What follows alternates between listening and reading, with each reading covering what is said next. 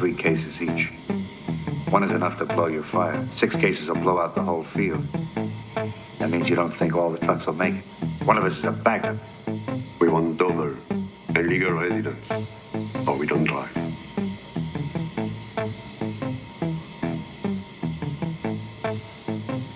You leave in 4 hours.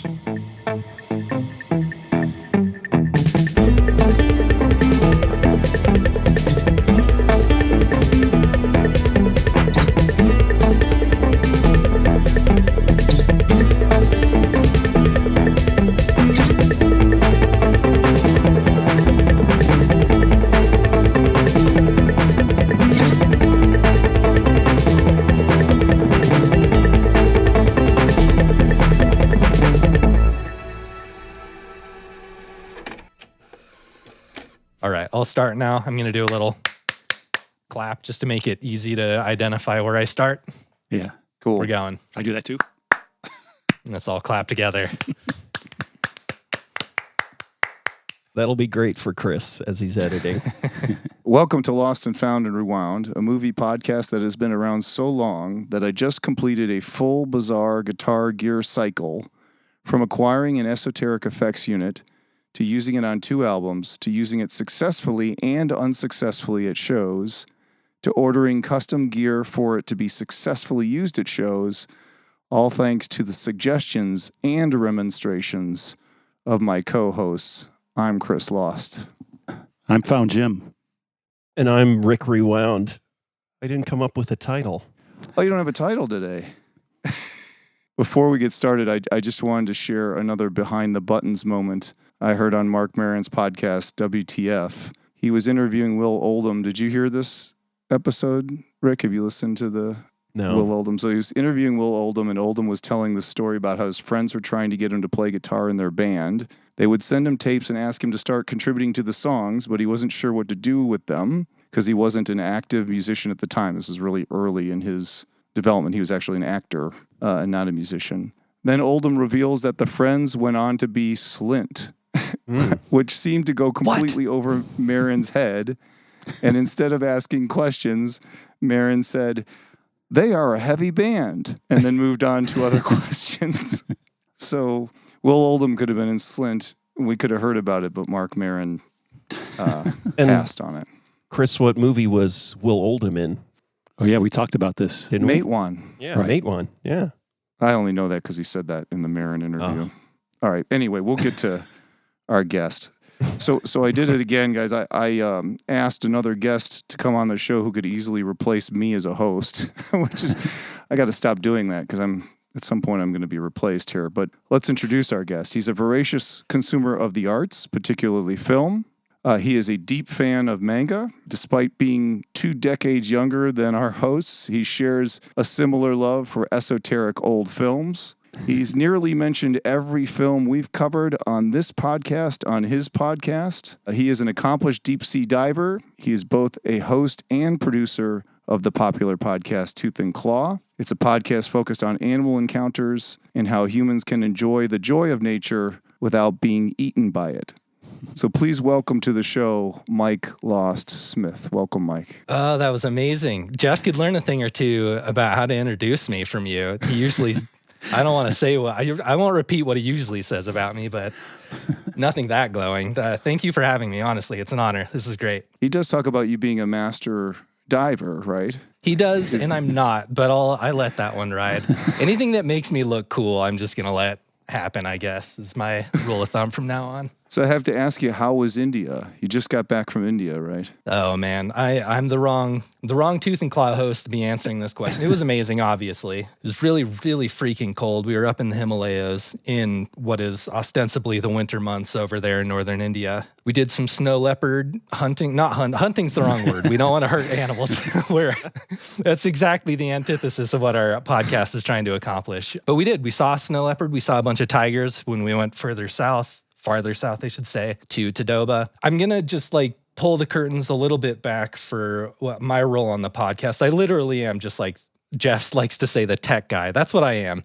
I try not to go outside very much. I just had all the recording equipment. Wes was happy to have me come on and and be the producer, on mic producer, I guess you should say. But I mean, India was awesome. It's just like a culturally rich and enriching experience to be able to go there. I'm obviously thankful that I have the opportunity to do those kinds of things. It's just funny that it's not the kind of trip I would plan for myself if I were left to my own devices. We'll just say that. I'm not a big camper, not a big outdoorsman, but Yeah, I was encouraging you to enjoy the traffic. I always like the traffic in India. I find it's like the most fascinating traffic in the world. Did you get to see any, or you just go straight up to the Himalayas and? No, so we got there maybe a day or two early, and we did like a spice market tour, and we went to see some like I think we hit like a Sikh temple, a Muslim Islamic mosque. We saw all these kinds of different things. The traffic was invigorating, honestly. I don't think I could live in it, but being in it for an hour or two, definitely eye-opening. It was really, really exciting. I had a great time in Delhi. Yeah, for sure. I always sit in the front seat of the cab and let the driver work his magic. It's phenomenal. It's amazing how they can navigate it. I don't know how they find space. The horns, it's like a language out there, the car horn. Weren't you almost kidnapped? I was almost kidnapped. Yeah, that was our suspicion. Yeah, did I tell that story on the podcast or just to you all? I haven't. You heard told it. me. I don't know. Yeah, so I was in a cab on my way back to the airport after a long week in India. I'd done, I think, 2 cities, maybe 3, I think 2. The cab driver looks back at me like really worried in the rearview mirror and says, and by the way, I acquired this cab not through the hotel, which is usually how you should acquire your cabs. And he's like, I have to drop you off. I have a personal emergency. And I said, well, okay, what's the personal emergency? And he said, it's a personal emergency. And I said, well, what's the plan? And he said, I'm going to drop you off at this place, and then my friend is going to come pick you up and take you all the rest of the way to the airport.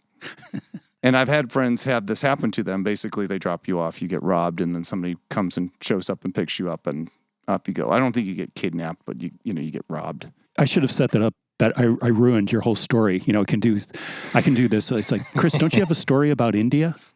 You can cut that in instead. Well, there's not much more to it, Jim. But anyway, a friend of mine did actually get taken out to a very remote place in India, and the guy said, either give me all your stuff or get out of the cab. And so my friend had to give him all his money, and then he drove him to where he wanted to go. But anyway, I was kind of hip to these kind of tricks. They're just robberies, right? Nobody's trying to hurt anybody. But I said, you're going to call my friend who knows how to speak your language, and you're going to explain to him what's happening. And so he does that. My friend gets on the phone and just starts shouting at him. It's basically like, I know what you're doing. Take this guy to the airport. Hangs up, hands me back the phone. I'm like, so what are we doing? And the guy goes, I'm taking you to the airport. I was like, okay. Wow. So we just diffused a robbery. Really wussy robbers. They just get yelled at on the phone, and they... Yeah. He had a chump. He had an American chump in the backseat of his cab. You did oversell that a little, Jim. I was expecting adventure and violence, but... Gunplay. And... Yeah. And Chris, American Chump, that's your solo project, right? That's my solo podcast, tour podcast. Anyway, so Mike, for you, first let's give you a little orientation on the podcast, and then I want to play a game to learn more about you and your film proclivities. Let's do it. All right, so just really quickly to give you some orientation to the show. So the show's hosts consist of 3 white males. 2 of the hosts are brothers, and the third host is a longtime friend of the brothers stemming from college days. One of the brothers is the show's deep expert. The other brother is extremely clever and funny while also being a bit of an expert himself. The 2 brothers occasionally gang up on the non-brother over various topics. You're talking about our show, right?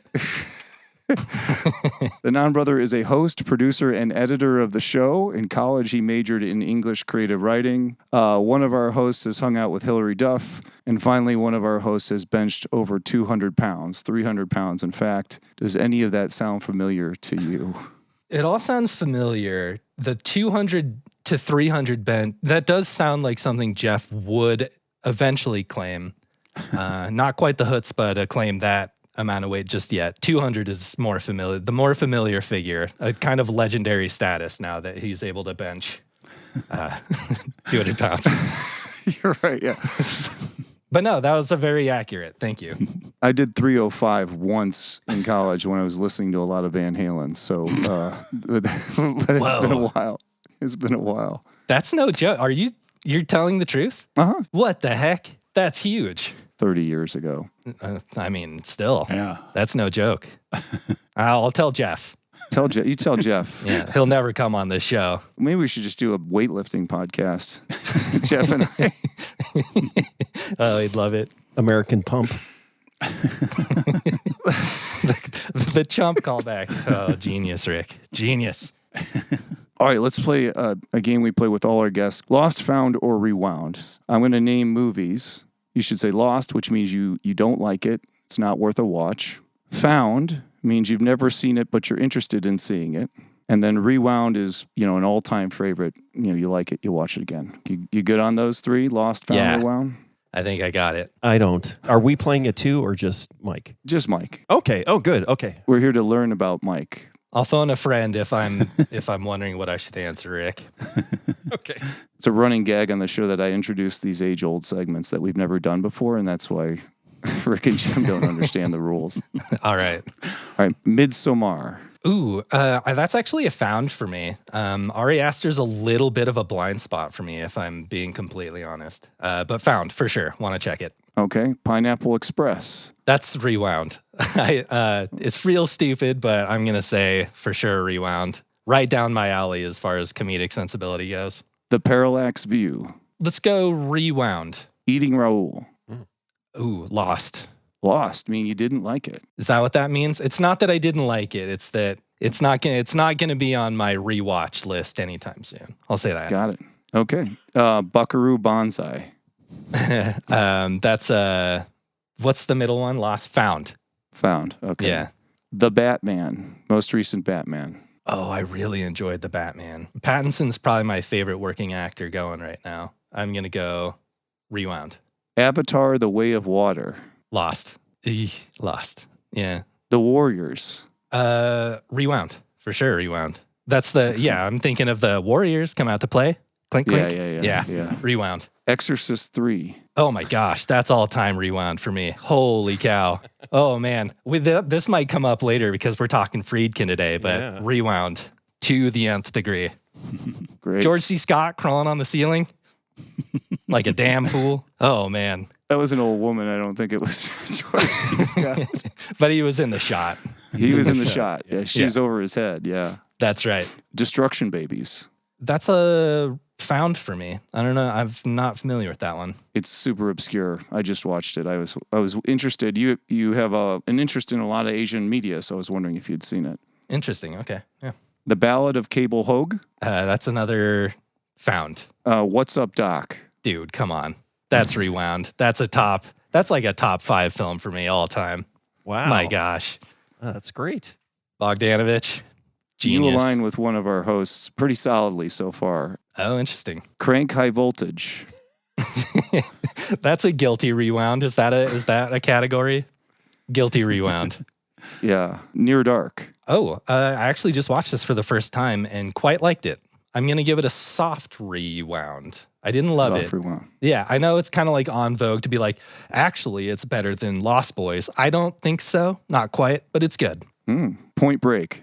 Rewound. Let's go, baby. All day, every day. Johnny Mnemonic. Ooh, 2 Keanus in a row. Rewound. Anything with Keanu is going to be a rewound for me, more or less. All right. I'm really hitting Catherine Bigelow hard here. Bigelow she's great. Zero Dark 30. That's actually maybe a lost for me. Ooh. Yeah. Okay. How about Detroit? Found. It's great. Martyrs. Yeah, that's a rewound. Letter Never Sent. That's a found for me. Last few. Demolition Man. I mean, my childhood dictates that this is a rewound. So, yeah. Last two are pertinent to the episode today. To Live and Die in L.A. Oh, man. I have a lot to say about Demolition Man, but it's not in the purview of this episode. To Live and Die in L.A. Sorry. is rewound. A very, very highly ranked rewound for me. All right, we'll go back to Demolition Man. I'll put a star on that one. And then Blue Chips. Look. Wang Chung. You have the soundtrack to Live and Die in L.A. Oh, that is so sick. I revisited that one 2 days ago in preparation for this pod. So, And it's the so good. John Mulaney live show that he's been doing, the theme song is the To Live and Die in L.A. I didn't know that. The Wang Chung song, yeah. I was like, what is this song? And I was like, this is from To Live and Die. This is Wang Chung. Blue Chips. Let's finish this off. That's a lost. I love Friedkin. I love basketball. I love Penny Hardaway. I love Shaq. It's so close to being great, I feel, but it's just not quite. At some point, maybe later in the episode, is Friedkin a good director or not? Something we're going to have to explore. Now, Demolition Man, some more thoughts on that, and then we should probably talk about how you and Rick are extremely aligned when it comes to film tastes. Except for that Crank High Voltage thing. Not even a guilty? Come on. You like Cranked High Voltage. I did kind of like it, yeah. I didn't have too many more thoughts that need to be shared about Demolition Man. I just think Wesley Snipes does some stellar work with the machine gun. Just a quick little spray around the room and hits just about everything but his target. Just point at your target. Don't do the spray, but whatever. Fun movie. I don't need to justify Demolition Man again to you, Chris. I wanted to go back to Robert Pattinson. I just saw Mickey 17 and he pulled out all the stops. Bong Joon-ho? Yeah. Can I give just an all-encompassing rewound for an oeuvre of a director's entire oeuvre? Because Bong Joon-ho is right there for me. I think everything he's done is worth watching. I'd agree. I watched Okja and just cried for the whole movie. I cried because I thought it was going to be worse than it ended up being, but then it was pretty bad at one point too. But yeah, just broke my heart. Probably at the bottom of the list for me, but I get it. Really? And you're still eating meat though, right, Chris? Yeah. Oh yeah. Okay. Lots of meat. Yeah. Obviously Okja didn't touch you as much as it should have. Well, I don't eat my pets, All right. Let's not get political. I'm one of those people that doesn't eat pets. Oh, I guess. Oh, wait. Yeah. Now that I think about it, that is a political. I thought you were Apparently kidding. it's not anymore, though. Actually, it's a problem that went away. Well, we actually have chickens and ducks and geese as pets, and none of them. Mm-hmm. We eat their eggs, but we don't eat them. You eat other people's chickens, though, right? We do. Yeah. Okay. We do. Just checking. We do. But Your neighbor's pets yeah, I don't eat my own pets. sneak out. Am I my neighbor's pet's keeper? I think that's one of the famous, what is that, a Bible thing, I think is what it says in the Bible. I got a question. This happened again. The most sort of intense back and forth I got was on a social media post where I complained about this. Is someone on garbage day had my garbage can out in front of my house, and after garbage pickup, and then somebody came by and they dumped their dog shit bag in my garbage can. And then I was like, that's wrong. Yeah. That's the worst thing in the world. And then people were like, it's not your garbage can. It's the city's garbage can. Why should you have ownership? Why can't somebody put it in, put their dog shit in there? And I was like, well, first off, it's going to be in there for the next week in my backyard. Oh, it was after, right? It was after. Yeah, it was right after pickup. It wasn't that, oh no, here's a full can. I'm going to dump my dog shit bag into your garbage can, and then the garbage men are going to come and pick it up. I'm going to give that opinion a lost. I see people do it in dumpsters, like Yeah. in an urban situation. Yes, this is not an urban situation. No, it's not. It's not even suburban, right? It's just small town. What would you call what you live in? It's a small city. I think it is. It's a small city, small urban. Smaller. Mike, where do you live? So I'm in the Utah Valley in a little town it's a college town, Provo, Utah. It's about 45 minutes south of Salt Lake City. Just posting up here. No compelling reason to leave. So it's nice and clean and safe. And your hosts don't live in the same city as you? No, Jeff, he lives up in northern Salt Lake City. So we're pretty close, but Wes lives up in Montana. Yeah, he broke up the band. He tried his best to break the band up, but we kept things running despite his best efforts.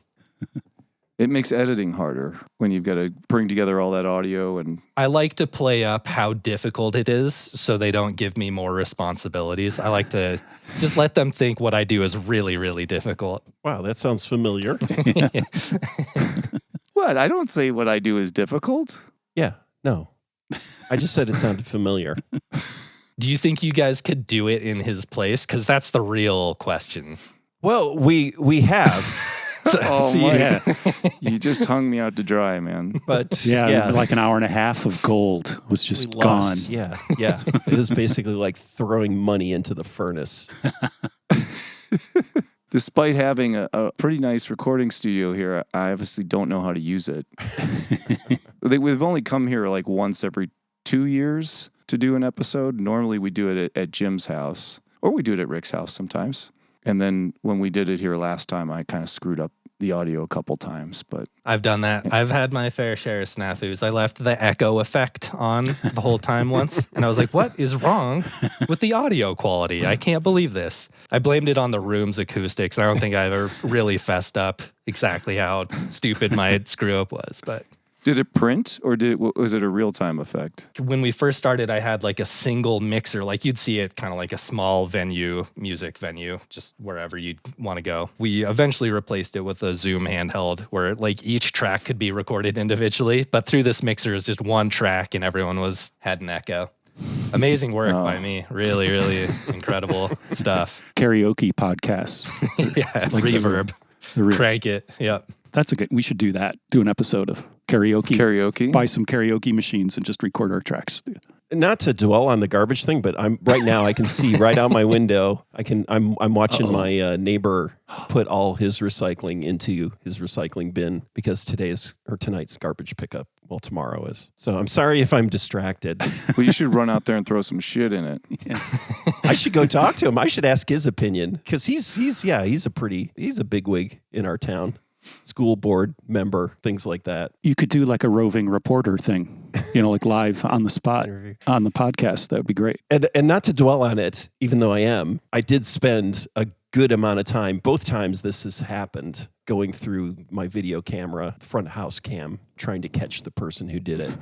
And it was the way my porch is set up. They were hidden behind. They knew. They knew how to. It was like I they know couldn't see. exactly where to stand. It's like a Ocean's 11 thing. Yeah, they're watching your cameras and everything. It's a heist. It's kind of like a heist film. Perfectly planned out. And they're listening. They'll be listening to this episode and they'll just be laughing. Mike, you chose the film for this episode. Can you tell us what the film is and give us a brief synopsis of the film? I would love to do both of those things. So I picked Sorcerer. I sent over a selection of 3. I forget what the other 2 are. I think it was Legend by Ridley Scott, which is an incredible film in many ways. Incredible on both ends of that spectrum. And the other one was Closely Observed Trains, like a Czech New Wave film. And I was like, that's a little too weird. Maybe that's like my 3rd or 4th appearance. We can do that one. But I picked Sorcerer. This is William Friedkin's kind of lost and found, if you will, 1977 belated classic, I guess you could call it. It's a soft remake, more of an adaptation of George Arnaud's novel, Le Salaire de la Peur, which is French for The Wages of Fear, of course, made into an actual all-time classic, The Wages of Fear by Clouseau, about a decade after it was written. But this is Friedkin's take on it, and I thought that was just a really interesting move 20 years after kind of an all-time classic was made, just to be like, you know what, and this is like in a day, 1977, like not a lot of stuff was just getting remade. We get a lot of remakes these days, not back then. Anyway, I digress. So the plot of the film is 4 fugitives, I guess you could call them, with some pretty shady backstories. We see them in 4 vignettes at the beginning of the film. All lead these 4 men from different walks of life to a small town somewhere in South America. I think it's supposed to be in Colombia, and they're kind of trapped there. They are desperate, basically on the doorstep to hell, figuring out how to find redemption for past sins and move forward. Friedkin called the theme of this film the mystery of fate, and how fate is inescapable. You can do certain things to try to escape it or skirt around it, but eventually fate comes for us all. And so the fate of these 4 men is to transport cases of nitroglycerin, highly explosive, volatile nitroglycerin, across 218 miles of some of the most severe, demanding South American landscape in order to extinguish an oil fuel explosion / fire that there's no other way to put out. It's run by an American corporation, and there's some I don't know if we want to get into that too much, but some societal political commentary there, if you will. Kind of the Banana Republic situation we had going back in the 60s and 70s, the US. And so it's four men fighting against their fate. Every little bump in the road that they're driving this nitroglycerin across could end up sealing their doom. And it's the story of these four guys struggling together, sometimes not so unified, sometimes unified out of necessity, trying to find any kind of escape from the hell that they found themselves in.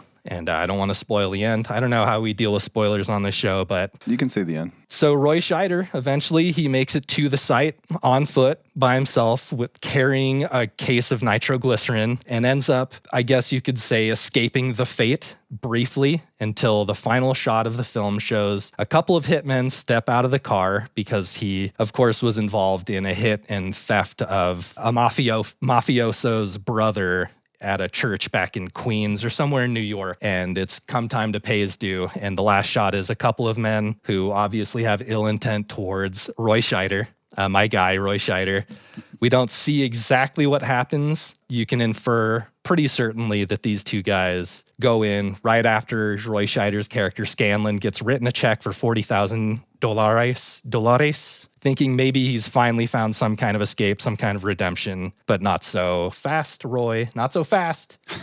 Pay the piper his due. Now, the four guys, right? One of them was, and of course, there's no issues in the Middle East anymore, but, because this is an older film, but one of them is an Arab who blows up a Jewish bank. One of them is, as you mentioned, Roy Scheider, who is in a robbery that robs a church and shoots a priest, and the priest has mob ties. He's in an Irish gang. He's the driver of an Irish gang, yeah. One of them is just a straight-up hitman. They don't give him a lot of... It's pretty quick. His whole story is pretty quick. He's the most together. I'd expect him just to kill everybody and then just do the job and then go off to another horrible country and kill somebody else. But yeah, by the end of his life, you really see he's got his act together. He's not at all dying and going completely insane at the bottom of a truck.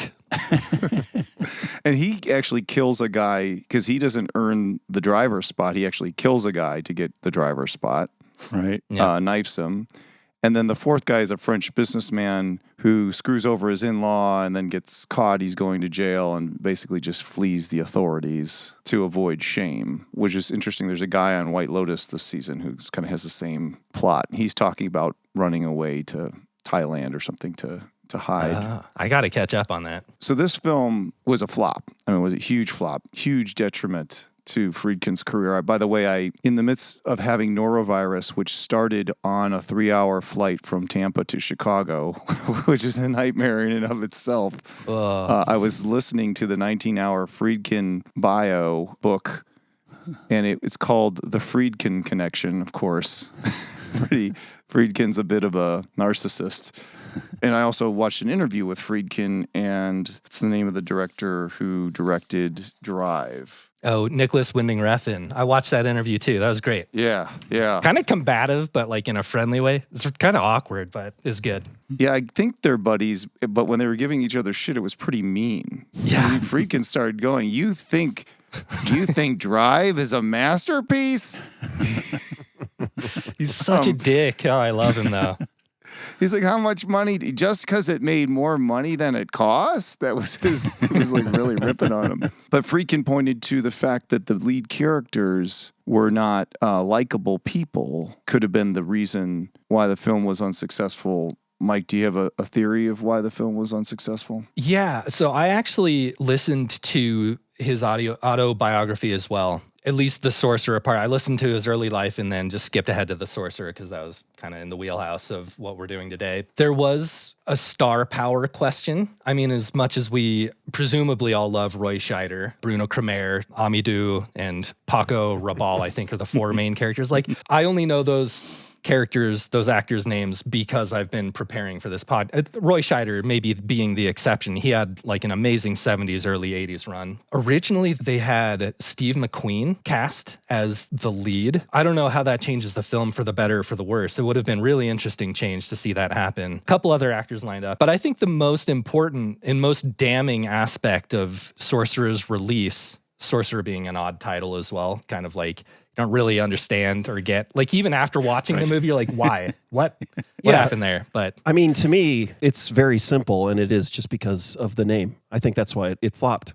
I think within the month, either one way or the other, Star Wars came out, and that totally reset audience expectations for movies. It came out a month before it. What are you going to do when, like, the most, to that point, the hugest film phenomenon maybe of all time to that point comes in and just resets audience expectations? And you kind of make this weird 70s auteur driven, gritty, no one's really likable. It's just like a gross, gritty, dirty movie about people you don't, and you're not supposed to like these guys. You're not supposed to sympathize with them, really, at least 100% of the way. But it just kind of had everything going against it, even though, in my opinion, it's my favorite Friedkin movie. It really is. I'd agree with you. I think their hubris had a lot to do with it. I think Friedkin came off of 2 huge hits, and then to have a film come out that says, you know what, we're all going to start watching from this point forward, is where it's very easy to tell who the good guy is and very easy to tell who the bad guy is, and the good guy's going to beat the bad guy, and that's going to feel awesome. And then Friedkin says, doesn't matter, we're all bad, we're all a little good, and I'm going to call it Sorcerer, which that's one of the reasons why I never rented it as a kid, because I was just like, what is this movie about, sorcerers? He just done The Exorcist, so people are like, well, Exorcist to Sorcerer, was this another, like, it's a really dumb name. If they had called it, like, Dynamite Highway, I probably would have watched it.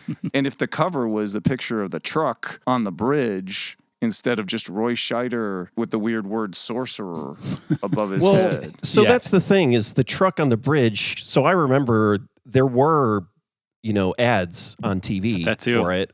And that was that's the picture they should have gone with, Jim. But Jeez. I think that's the original poster and original release. Oh, is it? Okay. Yeah, and I remember seeing the truck.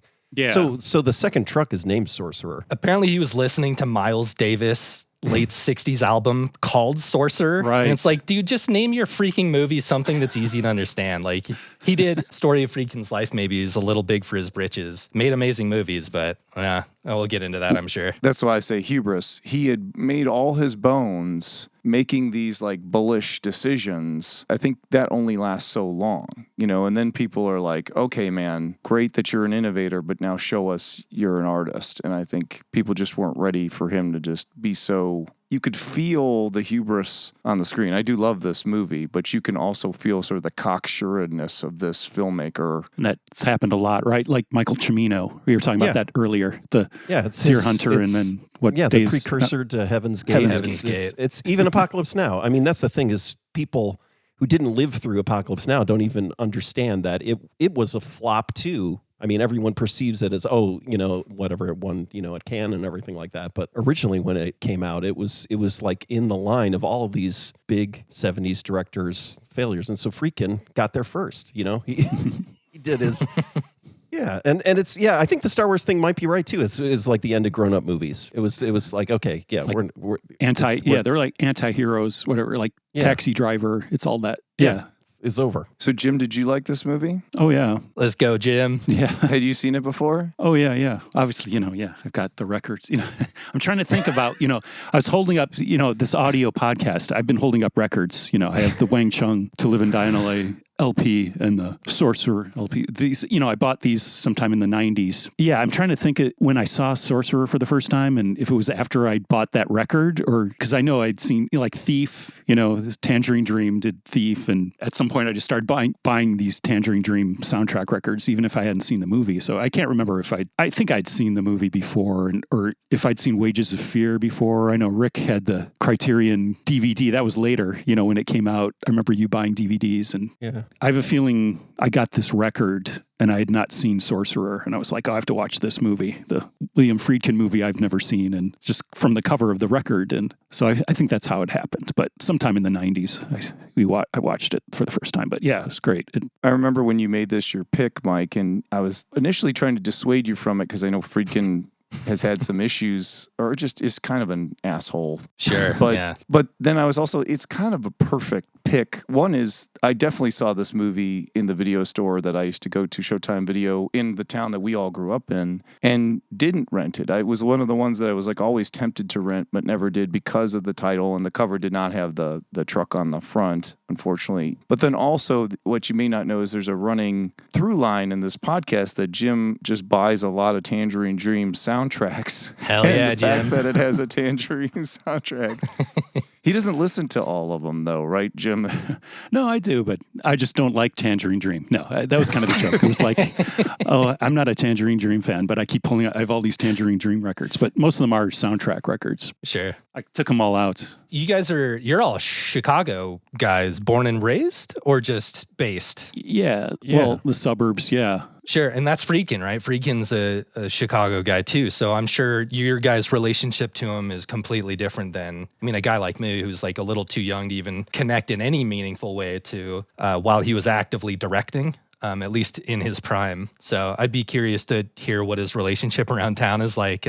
Obviously, you have feelings about him, Chris. I think Rick and I both got a little disappointed in when he raved about that film, Birth of a Nation, right? He liked Birth of a Nation. Right. Well, he started out doing the film school thing, talking about Birth of a Nation and, the revolutionary editing and everything. And then he goes on to say, and then also the subject matter. And this was a real problem in the era of Reconstruction, these issues. And it was just like, whoa, wait a minute. Come on, Billy. Okay, yeah. No. It's like, okay, it's okay to film school all about Triumph of the Will and Birth of a Nation. But then if you start saying, and Triumph of the Will, there were some good points. They were making some good points in that, Right. And it's like, whoa, wait a minute. Yeah, it's like the Unabomber. I don't know. His manifesto is a little long, but, He's got good ideas. Yeah. So Mike said we were born and raised in Chicago. Rick and Jim, were you both born in Chicago? No, I was born in Chicago. Jim's born in Hinsdale. In Hinsdale, but in the Chicagoland area. I was born in New York. Doesn't count. I lived for a year and a half of my life in the city. The first Friedkin movie I ever watched was To Live and Die in L.A. I think maybe Siskel and Ebert. Now, Siskel and Ebert, Mike, for us, I don't know if you know who Siskel and Ebert are, but they were a big fixture because they started out as Chicago. They worked for the two biggest papers in Chicago. I forgot about that. Yeah, that's right. Their show started out on PBS, and so we watched that, and then it became a national thing at some point. But they would always lean towards Friedkin. I watched their review of Sorcerer, and Ebert liked it. Siskel did not. So maybe that was it. My first Friedkin movie was To Live and Die in L.A. I think I didn't know he was a Chicago guy when I saw that. In fact, I didn't know he was a Chicago guy till I was an adult. He was already. That's the thing is, did he even make like a movie in Chicago? Like, was he Chicago based? Like, he moved? Like Michael Mann, you think is Chicago or, like. That's true, yeah. What's his Peterson? William Peterson. I think they visited Chicago on Blue Chips to recruit Butch, but I think that's as much Chicago as you ever get in a Friedkin, maybe. I don't know. That's the thing is Siskel and Ebert would favor these kind of Chicago people. So also Peter Hyams, the director, was like a news guy in Chicago in the 60s, I think. And so I think they knew him. And so, like, what's the Peter Hyams movie that's Mimic? Oh. Have you ever seen Mimic? Right, yeah. I remember going to see Mimic because they subway. were like, oh, this is a great movie. And it's like, it was not a great movie. It's like their friend Peter, their Chicago buddy. And so there might have been a little bit of that with Friedkin too. Right. Although Siskel didn't like it, huh? It's interesting, though, how much power film critics had back then. In The Friedkin Connection, his autobiography, he wrote about one of the guys who usually went to bat for him, his name was Charles Champlin. Oh, yeah. He wrote a bad review for Sorcerer, and he knew he was cooked.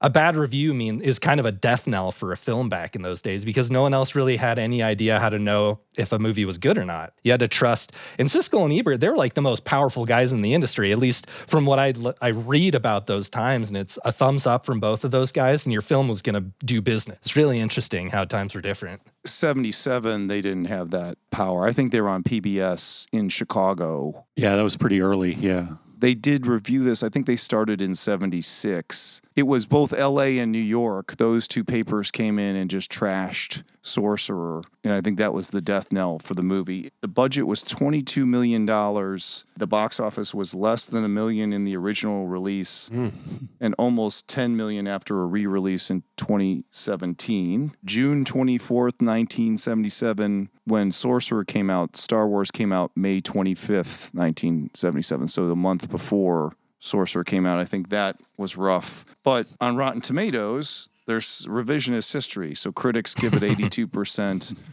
and audiences give it 83%. Somehow it's now a highly regarded film, but it certainly wasn't in its day. It definitely was lost, found, and rewound. I mean, it definitely got rehabilitated over the years. People started talking about it. The really interesting thing about Sorcerer and this whole lost and found kind of cycle it went through is through it all, it seems like Friedkin was always 100% confident in what he had done with the film. To the end of his days, he was like, this is my best. I consider this my best work. It is the closest to the vision I had of it before filming. I think he had a quote, something like, Sorcerer is the only film I can revisit, I can rewatch of my movies, which is crazy. Like, this is the guy, he won an Oscar for French Connection. Exorcist, like, you don't really, what else is there to be said about that film? To Live and Die in LA. Like, this guy has classic after classic under his belt, but he's like, no, Sorcerer, this film that, like, bombed, that's my baby, you know? It's so strange, the relationship he has with it. It's a remake, too. Yeah, it's not his original of his movies. It is strange. I rewatched Wages of Fear last night after watching Sorcerer. And what's weird is there's a lot that overlaps between the two films. Even the ending shot, not the ending shot, I guess, but the shot of, walking up to the flaming well and kind of falling down. The DC-3 flying over the town. I noticed that. I haven't watched all of Wages of Fear again, but I watched the some naked of it. Child. Why do you have to bring that back? It's so weird, but I don't know. Yeah. Maybe that's in the book. I don't know. In Obstacles, in Wages of Fear, you had the 3-point turn in the puddle. Puddle. The Sorcerer, you had a turn, and then you had a bridge, a tree, bandits, and a flat tire. So I haven't seen Wages of Fear in about a year. So, Rick, I don't know if there were other things that, besides the 3-point turn in the puddle. The Rock, right? The Rock. The Rock. The Rock is they blew up the Rock kind of like they do to the tree in Sorcerer. Yeah. Wages of Fear, the highly attractive, Clouseau's wife. Linda. Yeah, that's the only part that's really out there in that movie, that version, whereas the woman in Sorcerer makes more sense for the, town. Right? This, obscure town. It's not like you're going to have a model, cleaning the floors in the middle of this, remote village. You don't know what she's done, how she's ended up there. Who knows? Right. True. It could have been something. That's a good story. Yeah, we too. should have done a film about her. A prequel. Yeah, she killed a photographer in a photo shoot. with their high-heeled shoes, like stiletto slice. Yeah. I had a question. You were mentioning Frankenheimer's hits. I had a question here. Is Frankenheimer the GNR of filmmakers, the Guns N' Roses of filmmakers? Friedkin or Frankenheimer? Friedkin. Sorry, I meant Friedkin. Yeah. Definitely, like Frankenheimer, I'm really not sure if Frankenheimer's a good director. The more I watch his other work, it's like, oh, he just did so many movies, and 3, if you do 40 movies, you're going to wind up making 3 good ones, right? But Friedkin, I think, is a great director that, what, did he lose it? I think Friedkin, what happened to him was, after Sorcerer was such a flop, he lost his mojo and he lost all the studios backing him. And then he started doing sort of director for hire projects and he's just made some dogs even with budget and backing. And I think he kind of lost a little bit about and I do think there was a shift in what people wanted to see in the box office. And so he went from cocksure to insecure. And I think what you see after Sorcerer is a lot of sort of insecure decisions, even though he probably would never admit he was insecure. But I think, he was really worried about losing his house, losing his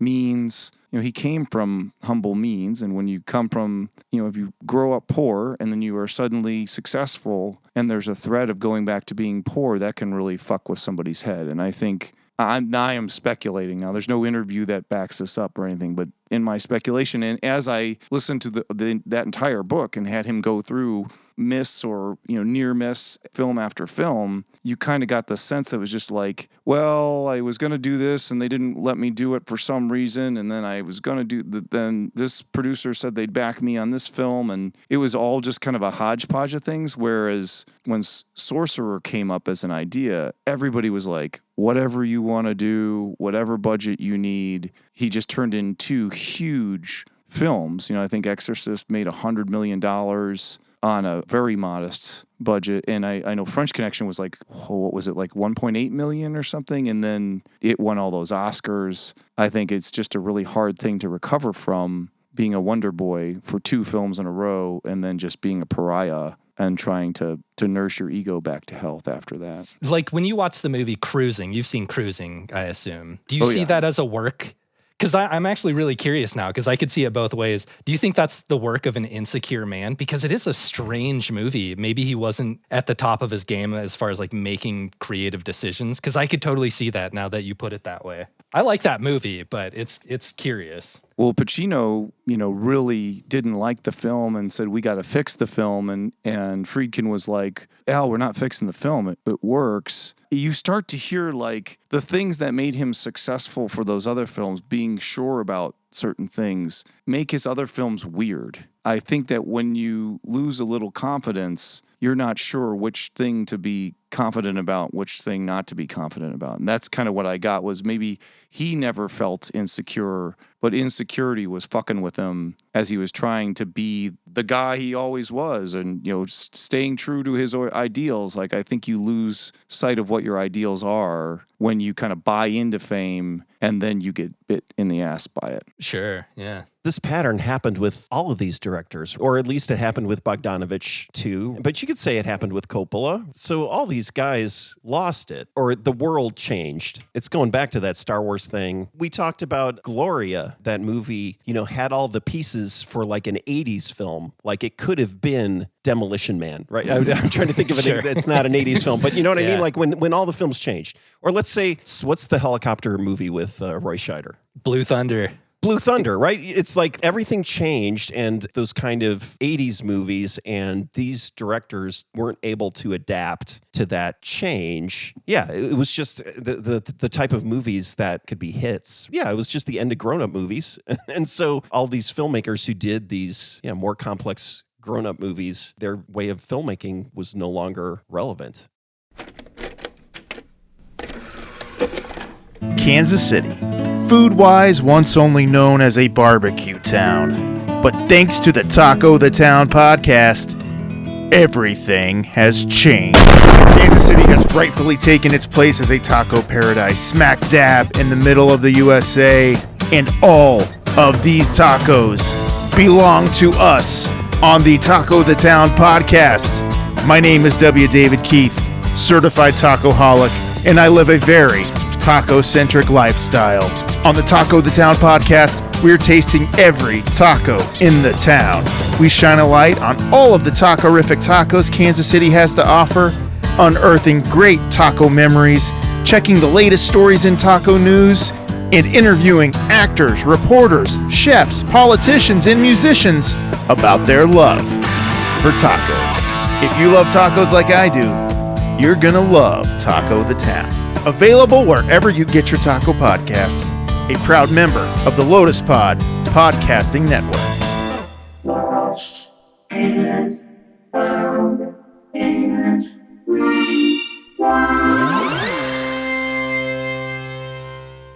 It's the big red button, Chris, that says record. You couldn't hear me. He's going to hear that when he's editing. He'll laugh. He'll think it's hilarious. Oh, yeah. Okay, now my assumption is you said something about me, and then Mike said I'd laugh, and then Rick makes it sound like I beat everybody. Why? Please help us. He hurts us. My wife, who might come down here, I hesitated to tell her that you were a guest on the show because she's a huge Tooth and Claw fan. And she's like, well, I'm coming down to ask some questions. I said, well, let us get through the podcast and you can come and ask some questions. Sure. But she's tiny, right? She's a tiny person. She's short. She weighs less than 100 pounds. And like, I'm a big old giant scary person. And I'm always worried about that dynamic because I'm like, I'm big and I'm loud. I'm Italian, so like, sort of boisterous person. And I'm like, people have got to think that there's like a domestic abuse thing going on in this relationship. So you cannot like, act like you're afraid of me. Yeah. Otherwise. There's a reference to that stereotype in Sorcerer. It's the black eye at the wedding. I Yeah, was like, if your the wife comes bride. down to the black eye, I'm going to have some questions. That's right. Yeah, That's I wrote pretty- that note down. Wedding black eye or bride. Yeah, the black-eyed bride right here. Yeah. Yeah, I did want to point out, Rick, that you had said that Demolition Man was a little bit like Gloria, but Mike pointed out that in Demolition Man he shoots his machine gun everywhere and he doesn't hit anybody, whereas we'll remember that in Gloria it's one shot, one kill for her. Like she took out those 3 guys in a moving car with a pistol. Yes. Fine work. Better marksmanship in Gloria. She hadn't been frozen for 40 years. I mean, That's true. I like that you continue to defend Marathon Man. Marathon Man. I'll defend Marathon Man too. Although, what's great is, there's a great I think it was on like Fresh Air where like, what's his name? Dustin Hoffman's like, I've never, I'm against gun violence. I've never, I don't do movies with guns. And then I think Terry Gross said, well, what about Marathon Man? And he was like, oh yeah, that's right. It's like that. Oh, that's a gun crazy movie. Oh, did I say Marathon Man? You said Sorry. Marathon Man. Yeah. Don't you remember that scene in Tootsie where he just blasts everyone away? There's someone behind you, Rick. Look behind you. Oh no. The call is coming from inside the house. It looked a lot like The Shining. I've got this note here. Friedkin wisdom from the Friedkin connection. He said you don't need film school, you just need Hitchcock films.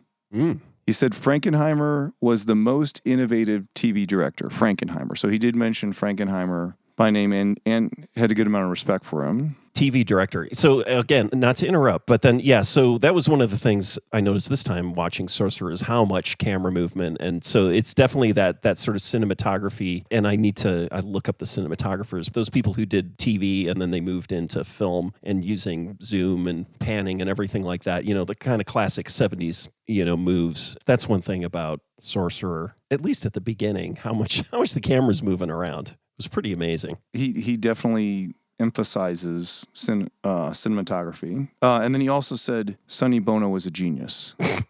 Is that wisdom? I don't know. Is that musical genius or political genius? There was an interesting runner going through the Friedkin book that he was ignoring a lot of the women throughout many situations and how they were treated. He even mentioned that Sonny didn't treat Cher very nicely because Friedkin directed the Sonny and Cher movie.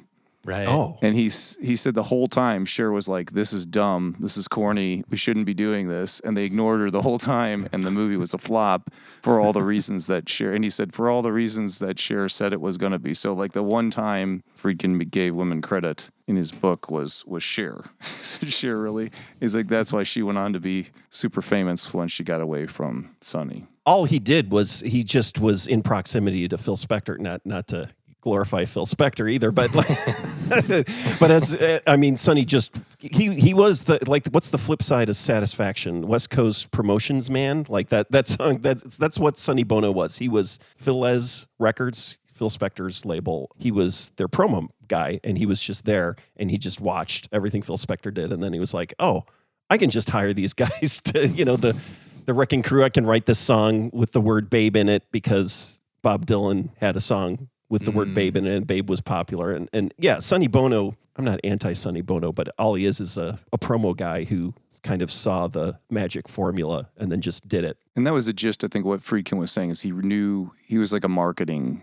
Okay. He knew how to like work the market more brilliantly than anybody else. Mike, how do you musically, are you similar in your musical tastes? You go back and read, because like one, I'm interested in how someone your age goes back and watches all of these films from these eras. Like we all kind of got started. Well, I don't know how Rick and Jim got started. I did when the VHS player came around and I could go to the video store and I would literally rent anything. And then I also just watched, back when TV wasn't like cable or now streaming, you just watched whatever the hell you could on 3 to 6 channels. That means if it was a Friedkin movie, it was a Friedkin movie. It was Dog Day Afternoon, you watched Dog Day Afternoon. So like my tastes and things was curated for me, whereas you growing up probably had a much more variety and a lot of stuff that was more age appropriate being shoved at you. How do you get to where you're at? And does it involve music too? It does a little bit, I will say for sure. One thing, whether it was financial struggles or whatever the case was, we didn't have cable when I was small. We just had like rentals from video stores, and who's in charge of that but my parents, So instead of catching the film du jour or going out to see movies all the time, we would rent like my dad's favorite actor, for example, is Cary Grant. That quickly turns into, as any child growing up with a loving and exceptionally cool father, if I do say so myself, he quickly became my favorite actor. Or my mom loved like old screwball comedies. Speaking of Cary Grant, his Girl Friday or Arsenic Old Lace, like an overlap of these two things, screwball plus Cary Grant. And it was just like, this is what I was into when I was little, just because that's what my parents were constantly feeding me. That, of course, when you connect with Cary Grant, that leads to Hitchcock with North by Northwest and Notorious, et cetera, et cetera. And it was just kind of a snowball that built from those early, like late 30s, early 40s films onward. Musically, I was more or less left to my own devices. I mean, my dad was really big into Yes, like that was his favorite band when he was growing up. And of course, like I thought the album artwork was really cool. Those weird like globes with monsters and weird things like floating through the sky. I really connected with that. I don't see much of like a line between music and film. I'm trying to think if there's any connection at all. I'm sure there is somehow, somewhere, but well, you wouldn't be hip to Tangerine Dream without these movies. That's for sure. That's totally true. And I really am coveting those vinyls you've got, Jim. I need to cop a couple of those for sure. I kind of let my parents totally dictate where my tastes began. And, they were teenagers during the 70s, and that's kind of my favorite decade of films because those are the ones that they were most eager to share with me. I don't know, like you can't really say objectively any decade's the best of anything, but I feel like the 70s is the most interesting, pretty easily in my opinion. Just the weird new school of cinema, however you want to label it. Just like a really interesting decade until Sorcerer kind of put an end to it, of people trying things, and sometimes it paid off. But were you born in the 90s? I was born in 88, actually. 88, yeah. Okay. So basically a 90s kid, yeah. That's when I graduated high school. Oy. Oh, man. Yeah, I was in college. Rick was definitely in college. Yeah, I think it was still, yeah. I have a lot to learn from you guys. Stay in college. Yeah. Jim, what do you got for us, musical corner? You've gathered some albums over there. It looks like you want to show us. Oh, well, those are the ones. Yeah, I was just pulling out all the one. my Tangerine Dream. Of course, the best one. Thief. Money. Yeah, beautiful. That one's great. Which we should say you heard on the director's commentary for Thief. Firestarter. We should say what you're holding up. Tangerine Dream's almost written as large as the title of the film. Yeah. That's amazing. Yeah. I think actually the soundtrack album made more money than the film. Probably. Thief, they didn't like Tangerine Dream, right? Michael Mann was complaining about Tangerine Dream. Rick, yeah, and the commentary track, right? Yeah. It's a great commentary track. It's Michael Mann and James Caan just kind of griping. I feel like it's just like two old men. And then, the second Tangerine Dream comes up on the screen. Michael Mann says something like, "Oh, those guys." Those guys. Yeah. Happy. So Ridley got Tangerine Dream to score Legend as well. I don't know who it was that made the call. They're like, this sucks. We need like a whole different score. So they actually sourced out to a whole different, I forget who it was they got, but they made a different score for the movie, and both are still available. It's kind of interesting to watch the movie with two completely different musical acts scoring it. It's so strange. Any more albums there? No, but I just got the best part of this movie is Bruno Kramer is my favorite, just because later on, after, I don't know if I saw this movie before and then he did, after this movie, he did Maigret. He was on TV, this French television series, and it's famous, like French detective novels from the 30s. There have been a bunch of remake, like movies and things, but Bruno Kramer the French guy in Sorcerer is Maigret. He did I just got it a few days ago. Actually, I found a brand new sealed DVD, the whole collection. Oh, nice. 30, I think it's 30 discs. But Tangerine Dream do the music? No. Oh, They definitely didn't. So there are 4 of us here and there are 4 drivers. Do you think you would have been Bruno in the movie, Jim? Yes. That was definitely, it's Chris's question. He's always asking, who would you be? Yeah. And I thought about this, but my initial thought is I'd be Roy Scheider just because I never let anybody drive, like when we were touring and stuff in the band. Yes. And stuff. Totally. And I was like, He was the driver, yeah. the hitman guy never gets to drive. And it's like, Roy Scheider's driving all the time. And that's why I was like, oh. Maybe a dangerous activity because whoever gets left with Amadou's character, the political dissident, maybe we shouldn't go all the way down this road. Are you the political dissident, Rick? I could see myself doing the whole dynamite thing. The MacGyver scene. Yeah, MacGyver. Yeah. Sure. Yeah. Sure. I'll take that. Who do we have left? Mike, we'll let you go next. So I have a special connection to Roy Scheider. Maybe I've talked about this on my own show, but the glasses he wears in Jaws are exactly the same pair of glasses that my dad wore when I was growing up. And I saw that movie way too young. And I always kind of conflated Roy and my dad as the same person. So this is totally a whacked out connection I have to him. But I've always loved him. Every time I see him pop up in anything, I'm like, that's my guy. He's got that nose, that slab nose. I don't even know how to describe it. It's just a beautiful, incredibly unique face, and I'm just so excited to see it. So I want to say I'm going to be Roy, but I can be... That's a great case for Roy. So I guess that makes me the... Did anybody take the French businessman? Yeah, that's me. I'll take the assassin, I guess. Yeah. I'm probably the best shot of the 4 of us, so... Best whore in Managua, right? That's what you want. Right, yeah, that's what I'll be, yeah. So we have a guest host. Hold on a second. We're going to let her join us for a few minutes. Sarah lost, everybody. Hold on. Sarah. Speaking to the mic. I had questions for Mike, but not for the pod. I thought it would be after. So I got a question for you, Sarah. yeah, Are you in your pajamas? I sure am. Okay. I've been in the garden all day and I'm exhausted. So Okay. I'm looking a little raggedy. You're looking great. So what was my first question? Oh, do you still live in the area with Jeff? We live close, yeah. So you have my polar bear at the zoo. Oh, up at, the Hogle Zoo up in Salt Lake City. Yeah, we do. Great polar bear. Yeah. Yeah, I used to be at Kansas City and that was the highlight of the entire zoo. So we were all sad when Nikita left. Yeah. How does that happen? Is that like a baseball kind of thing? Like a free free agent signing kind of thing? Like a free agent? I don't know if it was for breeding or... That's usually what it is, right? They do that? They Yeah. just move them around. Ship out? I don't know. Yeah, I mean, Polar Sarah, bear? I'm not quite the animal expert. The other 2 are, so maybe I know. I can call Jeff up if you want right now. Get him on the line. I do want to know how you guys get... How do you get you guys as tour guides to go to Yellowstone? Because I want to go to Yellowstone. I've never been, but Chris has been listening to your podcast straight through and now is terrified of everything. So doesn't want to go anywhere near where there might be a bear, but he feels safe if you guys were there.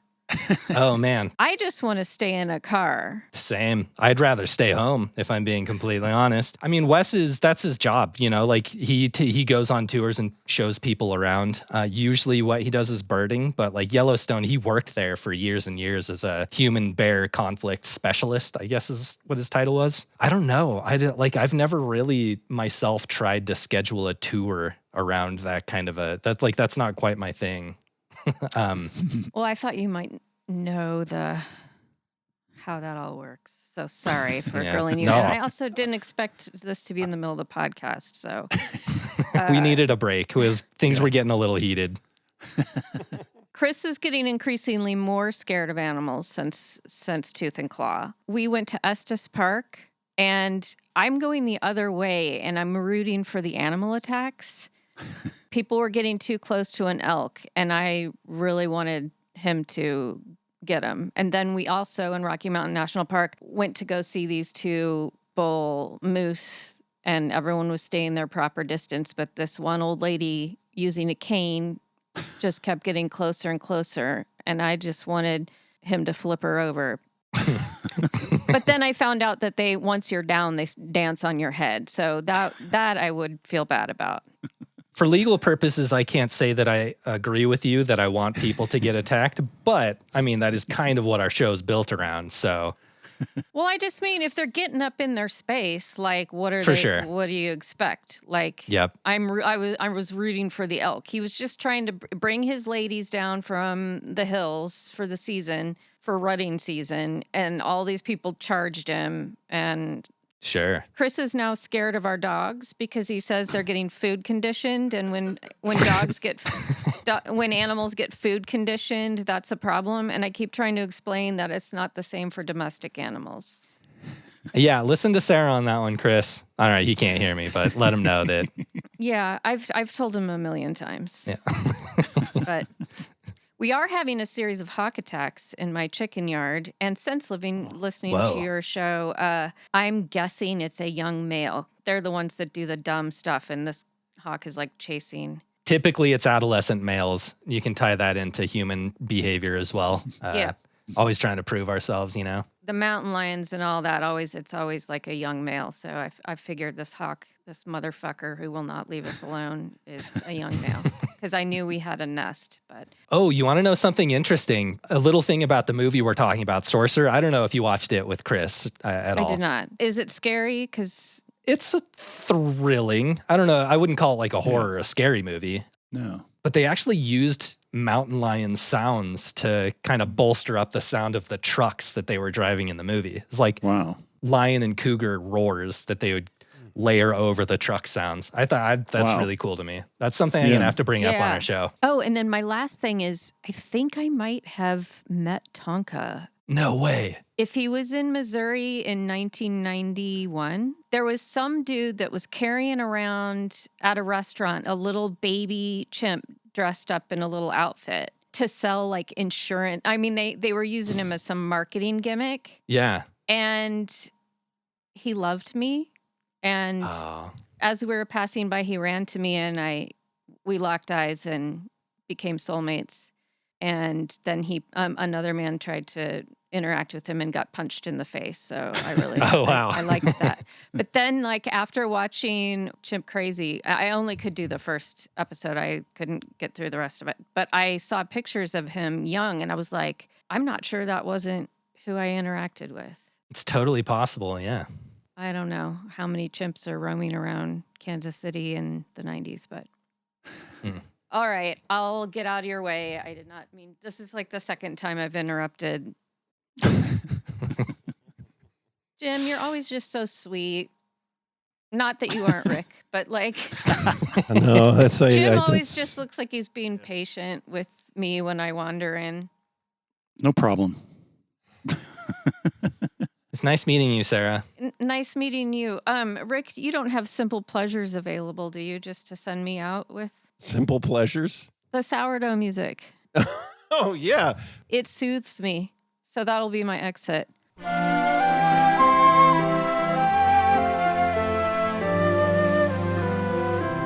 everybody.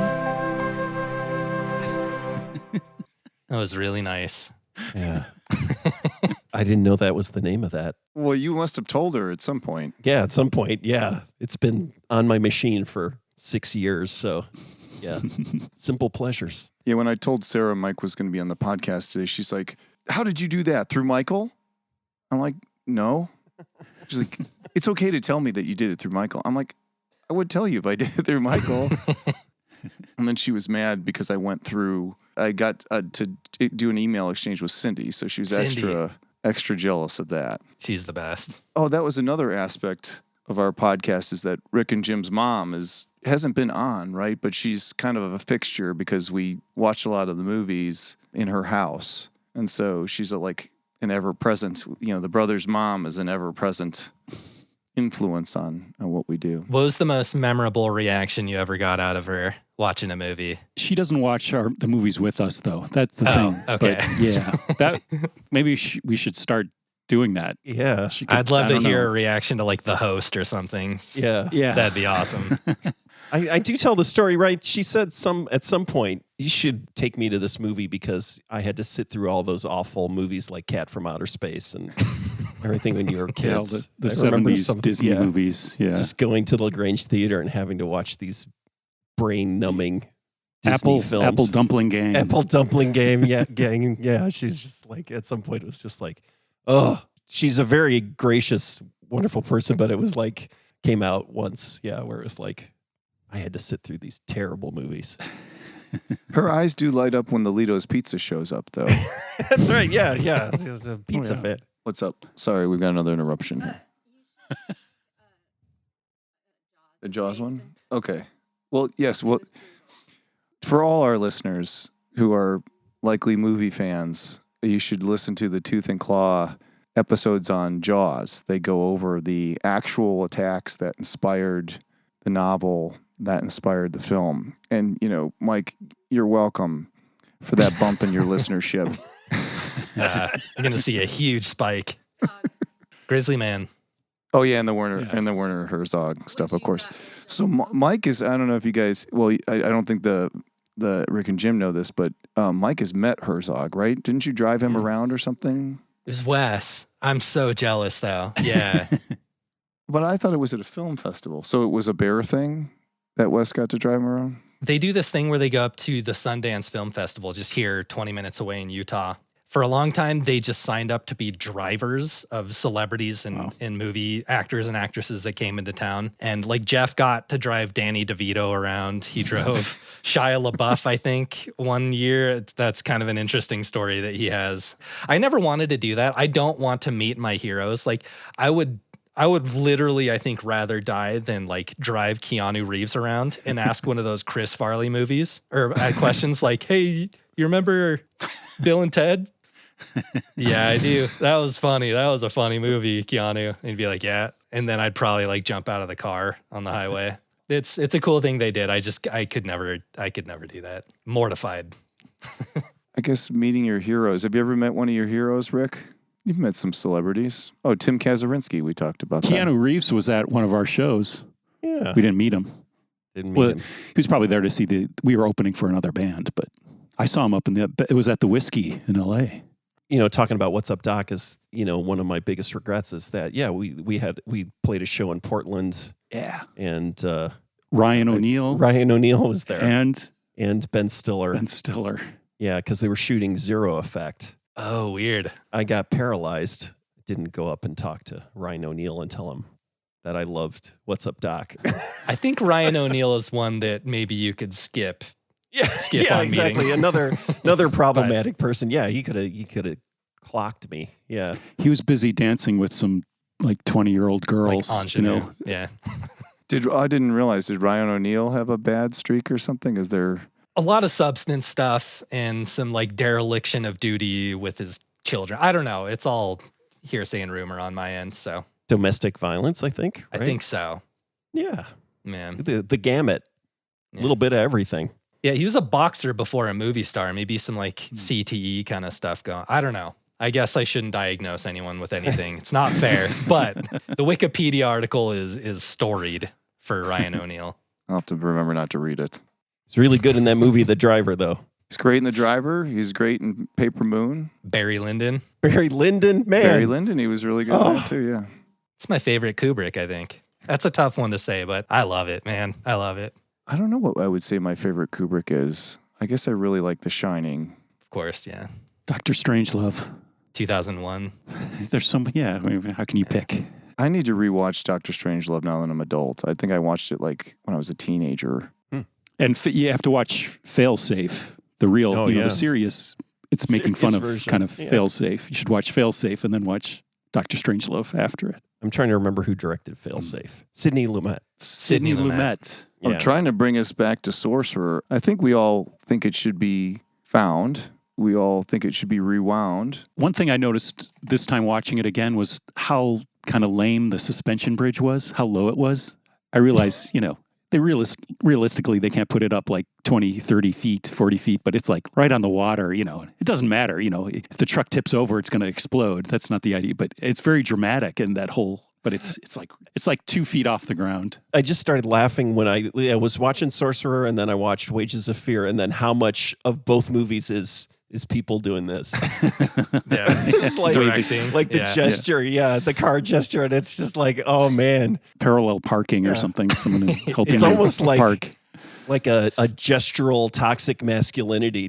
Like I start getting triggered kind of when I see it, even though, you know, it's like, a normal shut thing. Up. Yeah, I know what I'm doing. Stop waving your arms around. That is the nitpick, though, Jim, that I had on rewatch too. The bridge, where ostensibly any small, like slight bumper movement's supposed to trigger this nitroglycerin. Like they can't fly the chopper, the helicopter, because there's too much turbulence. It's gonna blow up. And then it's like they show the bridge scene and the truck's like sideways on it. It's like, all right, hold on, which is it? Like, is this stuff super volatile, or can you like do barrel rolls in your truck and it's not gonna blow? But it's a great scene. The bridge scene's like an all-timer. Still suspenseful. You had to suspend your disbelief because there were a lot of things, like when they did that turn, you know, they're getting, the wheels are stuck and the logs are falling over and stuff, just driving on the bouncy roads. Like all of this would make that stuff blow up, but you just kind of suspend your. Now, I had a question. Sure. The first truck the truck that blows up, they pop a tire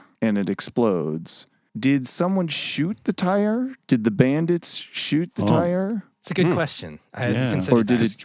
it? They show up right after that. Yeah, because they have a rifle. Yeah. In Wages of Fear, you don't even see what happens. It just does the distance shot, right? Right. The guys in the other truck, and then all of a sudden you just see the blast, and you don't even see what happens. It's just like, okay, it's going to happen. So yeah, this one, I didn't think of that. I think I tend to believe that it was just something in the road that they happened to run over. Because, like, again, I think the theme of the movie is fate, you know, and they've just been through all these tribulations. They've overcome them working together, and then just something stupid in the road. Who knows what can happen to somebody at any given time? You hit a nail in the road and you explode and die. Right. I think maybe that's what Friedkin was trying to get at. I think that's really interesting, because why couldn't, like, the roadside bandits, why couldn't they just be a manifestation of fate in their own right? Right. Maybe it doesn't matter. I like that thought. I think you're right. I don't think it matters. I had a couple last minute notes on here. Wallen Green, who wrote this film, also wrote The Wild Bunch. And I'm kind of glad they didn't do this, but I thought it at one point was that the assassin, he was covered very quickly in the beginning, right? He shoots somebody and then he shows up, and we're not sure why he shows up in South America. I thought when the gangsters were saying, spare no expense at finding Roy Scheider and kill him because he had attacked the church, I thought that the assassin was who they were sending to go find Roy Scheider, and that he would have endured this adventure to eventually kill Roy Scheider, but was completely disconnected because the guys that the gangsters send show up later. And the other guy is his friend. Yeah, the one who told him to, you know, get. I don't want to know where you're going, or, you know, he says, you just get on this boat, and then I don't know if it's like, if he just rats him out, or they find out, and then it's like maybe he's got to kill him, or it's like we're going to kill you, or, you know, you have to. That's the thing I don't get, is why is he along with the scary hitman guy who, you know. So that's how they that's how they found him, basically, is they forced his friend to. He wasn't supposed to know. The first guy, the first scary guy, and then the second guy is his I didn't friend, catch that. whatever. Yeah, The guy with the mustache. So a I huge think. through line in the movie. They keep flashing to that political poster. It's like 4 more years towards the future we move, like together, or there's like together we move towards the future, I think is the translation. And it's like, for me, I know Friedkin says fate's kind of the theme of the movie, inescapable fate, but for me it was like working together, taking care of each other is what we should be doing. And then like all of these guys disregard that, just like basic humanity, you know, like after Scheider's team crosses the bridge, he starts celebrating. He's like, those other guys, they're never making it across that bridge. That's more money for us, you know? But like that ends up being good that they did make it, because Qasem, the political dissident, he ends up being the reason why they're able to make it past the tree. And it's like, we all need to be in this together moving forward. But these guys just like, they can't. They keep like reflecting on the past and like betraying their own humanity. I know it's like a little corny to be like, let's all love each other and take care of each other. But like maybe that's kind of what what Friedkin's getting at. Maybe Friedkin's too much of an a-hole to be like deliberately saying that, but I thought that was just kind of a nice little takeaway. I don't know. Maybe I'm being a little too corny. I don't think it's corny to say that we should all love one another. I think we could use a lot more of that corny thinking nowadays. I don't see Friedkin as a hippie by any means, especially after going through that book, but I definitely can see him. I think he liked the idea that they all needed one another and that they had to realize that at some point. And that scene where they blow up the tree, phenomenal and fascinating. I remember I started the movie and I was like, I'll watch an hour of it tonight and I'll watch the other hour tomorrow night. And I just watched the whole thing through. I could not stop. And I was beat tired too, but it is so riveting and so compelling. It's just such a really well-made, tense film. He says Hitchcock is who taught him how to make films. Well, Hitchcock, and he goes through Hitchcock's story of suspense, show him the bomb under the table before the bomb goes off. And I think there's a lot of that in Sorcerer that he really plays that well. But there's also, and there's the Hitchcock-Clouseau connection. Hitchcock always said that Diabolique was inspiration for Psycho. No, Diabolique was the book that Clouseau, who did Wages of Fear, he got the rights to that book, basically snatched it out of Hitchcock's hands. And then the people who wrote the script, the guy who wrote the book that Diabolique is based on, wrote Vertigo. There's also the Clouseau kind of Hitchcock stuff in there too. Hearing you say that, my first knee-jerk response was it's Inspector Clouseau. I was like, wait, Hitchcock? That would be amazing if he did a Pink Panther movie. But it would be amazing. Just with AI could just do that in a second. Yeah, type that in. Oh, no. Crank it out. So Friedkin visited Clouseau. Damn it, now I'm going to start saying yeah, because he Clouseau. died right around the time the film was being made, right?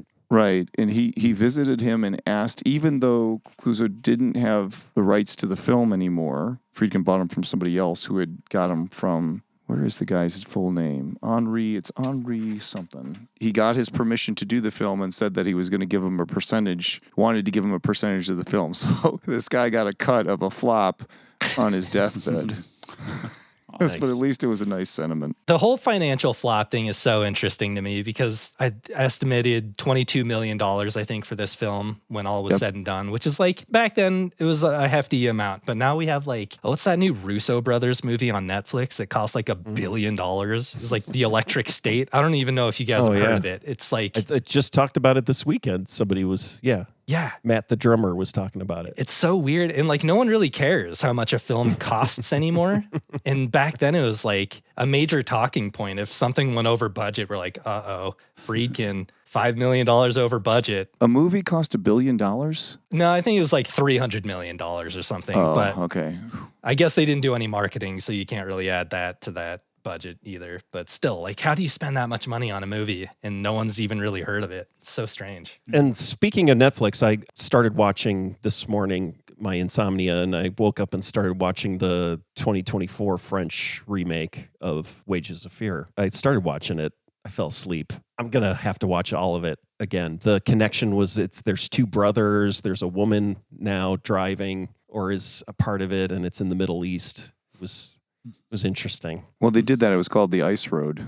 No, this is another one. Ice Road. Yeah, Ice Road too. And then I tried to watch Violent Highway, Violent Road? The one that's not an official. It's got is it Brian Keith in it? It's guys driving rocket fuel over a mountain. Oh, and it's not... Good idea. Yeah. It's from 56 or 57. Speaking of, Herzog, it is kind of, I was thinking about, going to bring up Fitzcarraldo, of course. And oh yeah. When I saw the part of Sorcerer with the suspension bridge, and after watching it again, seeing it again and thinking, that suspension bridge is only a foot up above. And it was like, they should have, ramped it up a bit, like Fitzcarraldo, pulling the boat over the mountain, actually doing it. Yeah. Oh, the other thing I wanted to bring up too is the music. Besides Tangerine Dream, there's Keith Jarrett music. Okay, yeah, I was wondering about that. So it's not all Tangerine Dream. Yeah, I think it's the scene. There's a few different things. He's like a jazz kind of pianist. This is like organ music. I had to look it up and listen to it. It's really discordant pipe organ, church organ music. And I think the one part, it's when the tree, it's like the tree attack, when they're on that bridge, the suspension bridge. And then I think it's Bruno Kremer gets hit by a tree. It's like, then there's a tree. Oh my God. The tree comes down the river, yeah. But it's this crazy organ music. That's That's not Tangerine Dream. And there was something with a guitar. Was that Tangerine Dream? Maybe that could. Yeah, I'm not sure. That could have been. Okay. But this stuff is the organ. It's like really discordant organ music, and that's Keith Jarrett. Could you do me a favor, Jim, and actually listen to the soundtrack? I know. I was going to listen to the. I did not. I did today, and there is one track that features a guitar. Okay, and it's Tangerine Dream? Yeah, Tangerine Dream. Wow, okay. Yeah. Getting out there with the guitar. I'm going to retract that statement temporarily because I just listened to the Sorcerer soundtrack on Spotify. It wasn't necessarily credited to Tangerine Dream. Mystery remains unsolved. Sorry. Is that Sorcerer album you have there, Jim, does it have Tangerine Dream only songs, or does it have... It doesn't have the Keith Jarrett stuff. No Keith Jarrett. Yeah. I think that's in their contract. I'm sure, yeah. Well, Mike, it's been a pleasure. Thanks for joining the show. If you're serious about coming and doing an episode with us in Chicago, we would absolutely love to have you. We'll fly you out, and you can come to our suburban location. We'll show you our little Chicago town. We'll watch Rick and Jim's mom eat Lito's pizza and... Hell yeah. No, I'm totally down. So we have some family connection to Chicago. Actually, my parents lived there when the middle brother, I'm the third, he was born there. They lived pretty close to Cabrini Green, if you guys know. Yeah. Dangerous part of town. Yeah. We got into some sticky situations, apparently. My dad's told me a few stories. No, I'd love to come visit the old family stomping grounds. I would definitely love to. It'd be a pleasure. Yeah, we could take a trip down to Cabrini Green. Does it still exist? I'm not sure it even does. No. They tore it down, yeah. Yeah. My mom was almost mugged twice in front of Cabrini Green, and in both cases, she beat up her mugger and went about her day. Whoa, that's awesome. She worked for a guy who sold aftermarket auto parts. In his office, she was the office manager for him, and his office was down there. He also had a train car. He was like so rich from selling aftermarket auto parts that he had his own train car. And I guess you can do that. And it's like your own kick-ass decked out train car. And then you get somebody you hire an engine to pull you around. I've looked that up recently in the past decade or so. They still do that. Like you just get hooked onto a regular train, like Amtrak trains. You could do that. It costs a fortune, yeah. Sterling Hayden, speaking of Dr. Strangelove, I think Sterling Hayden lived on a train car for a while. He had a train car until he went broke. Well, we might actually, maybe we'll have to do an episode where we rent a train car and go out to Utah and visit Mike. We'll do it there. I guess my wife is talking about some train that goes, fancy train that goes to Utah. I'll have to do a train-based movie, Unstoppable or something, I don't know. Yeah, I love Unstoppable. I don't think these guys have seen Unstoppable. We watched Runaway Train early on. That's one of our popular episodes. Oh, nice. Yeah, great. All right. Well, Mike, thank you for taking the time. Appreciate it. Outstanding suggestion. The time just blew by. Appreciate you spending it with us. Thanks for joining us. Anytime, gents. Thanks for having me. Thanks. Thanks, Mike. Thanks, guys. Good night. Good night. Lost and Found and Rewound is fully funded by Lost and Found and Rewound Foundation funds. Lost and Found and Rewound does not use crowdfunding because our listeners have better things to do with their funding. There's no need to post reviews of Lost and Found and Rewound because our listeners have more valuable things to do with their time.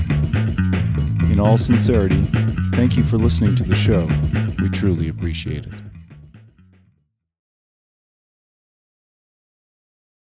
Lotus Pod.